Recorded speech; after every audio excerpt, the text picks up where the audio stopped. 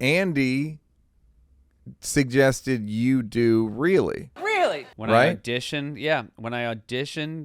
for Weekend Update, Sandberg, Gift of Gifts, said you should do something called Really because that is the cadence you talk in, and I think it's really funny. And so And there are people who say that the cadence, we don't need it. It's fine. I think the cadence cops are going to be watching this one. I've been trying to lean out of my Neal cadence today. But do you know the real burn on Really, though? It was not you. Do you know? Oh, no, yeah. All right, so basically what I'm getting at is Seth has said he's doing me when he does Really. You said that to Jerry Seinfeld. No, it was the Seinfeld was not. It was independent of you. Okay. Seinfeld, we heard Seinfeld wanted to do something on the show. He was promoting, I don't remember if it was, let's say B movie. Yeah. He wants to come on Update. And I had never spoken to Jerry Seinfeld at this point. But we get on the phone and we had decided, maybe Jerry would be fun to do a Really with. Yeah. And I said, we have this thing called Really. He goes, I know Really. I like Really. And I was like, we think you'd be really good at it. And he said, some might say I invented it. Which is so, it was to hear it and realize, yeah. It's a great thing about Jerry Seinfeld is he sounds like Jerry Seinfeld. He sounds like Jerry Seinfeld, and it was like he said, I can see dead people, because I'm like, of course. Yeah. And then when you say, Chappelle was like, isn't Really yours? He said that to me independently, and I probably just got it from Jerry. Right. Like, but it was very, at least you weren't in this situation where you were. Where I had to talk talked to Jerry the directly. First guy, yeah. And I brought it up like it was a thing did. Well, yeah, that's fine. It was like saying to LeBron, like, and then we sometimes do dunks. There's a corner three, the left corner three. Have you ever shot a left corner three? Do you like dunks? You have the great story about writing an Australian accent for who? Martin Short. Oh, wait, you wrote a sketch for Martin Short. Yeah. And he was like, I don't do an Australian accent. And you were like, you're fucking Martin Short. Of course you do. And he's like, and then you realize like, we have to manage what we do in public because we'll look stupid if we can't do it. Oh, yeah, right. Like, Martin Short is smart enough to know, like, I'm too late in the game here to not. Yeah, I know. I'm 68. I would know if I can do an Australian accent by now.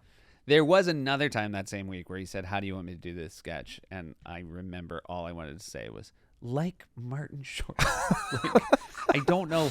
I want you to know this all comes from my great reverence for you. Yeah. But like, we don't want to say anything that might mess up you doing it. Yeah, don't even like I'm not here. Yeah. Do it like I'm not here. The funniest person, Martin Short, the funniest person I've ever been at a dinner party with, by far. And I haven't been to many dinner parties in my life. But most of them are like you're the sixth invite. You're the sixth man. Oh, yeah, I'll be the sixth man. The great gift, if you invite me to a dinner party, I will remember the 5 funniest things that were said by other people and quote them the rest of my life. And usually it's at a dinner party that Martin Short, Steve Martin, Lorne, Mulaney, Seinfeld will be at these dinner parties. Oh, I think there's more of them than I'm at, but every now and then. No, I know because I've heard the ones that you're not at. Yeah. Because sometimes Rock will spell you. Right. I think the rotation. If they're trying to diversify it, they'll bring it. They'll take you out. The other one that was very in line with the Martin Short was I know I told you this as well, which is Elton John. When Elton John hosted, it was Wednesday. And so all the sketches had been written, and Elton John was reading through the sketches for the first time. And I sort of got called to go talk to him. And it should be noted, he was an excellent host. He was very funny. He was great. But I think I saw a thing. He was very funny and almost didn't know why. I got to see a thing that like nobody, I feel, sees, which is I went in and he was definitely... like, it's 40 sketches. If you don't do sketches, and then all of a sudden there's 40. We got 40 for you that we're going to try. And then you're going to read them in front of people. And I realized I was with a guy who, due to his talent and work ethic hadn't even come close to bombing in 45 years. Yeah. You know, and all in any setting. In any setting. And when you look at 40 sketches and you realize at no point do you get to do Rocket Man. And no, you know, it's just, and it was so, that is a real. And the other funny thing is, it's at SNL, it's cramped. So you're just in a tiny room with Elton John, the Elton John, and he's a little panicked. Right. And there's nowhere.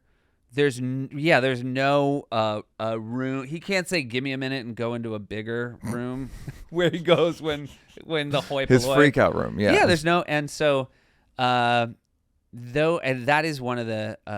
I don't know. I feel like sometimes we fail to appreciate exactly the ask of the SNL host because it's a massive. Well, it was also fun. I remember either Tom Brady. I think Tom Brady hosted her. It's sort of countering what you're saying, but I think on Friday or Saturday, you go, "Are you nervous?" And he was like, "No." Yeah. And you were like, "Oh yeah, I guess you do have an ambulance at your work. Yeah. Like you might die right. if you bomb." Hey, did you like that? Did you like that? Yeah, did you like it though? You want more? Don't want to work? Would rather watch videos of me grab-assing with people? First of all, go up here to subscribe, and then go up here to watch more clips. This is like when the weatherman says that there's a high pressure system coming in. I'm not really used to the green screen.